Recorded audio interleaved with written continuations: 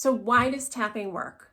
It works because of two reasons. The first reason is we're getting our body involved. That's the somatic piece of it.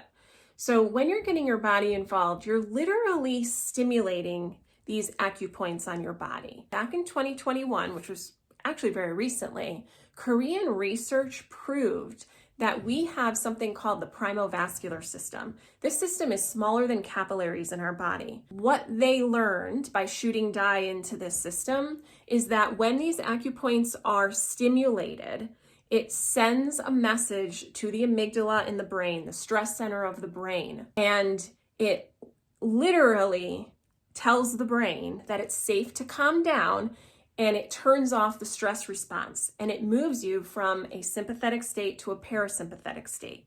Also, what they found when they injected the dye into this primovascular system is that the dye coagulated on certain points, and those are the acupoints. We're not just randomly tapping on different parts of our body, we're actually tapping on the points where, if they're stimulated, they send that calming signal to the brain.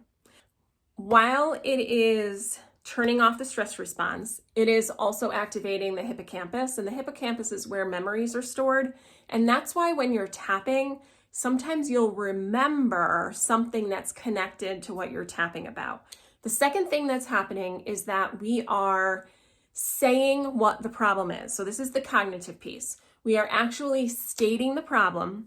We are allowing ourselves to acknowledge how we feel. That in and of itself is so helpful because we're reducing resistance just by acknowledging how we feel and letting it be okay. And so while we're stating the problem, our brain is getting this calming signal. So the brain is no longer holding on to that idea or emotion as a threat anymore. We are essentially changing our programming.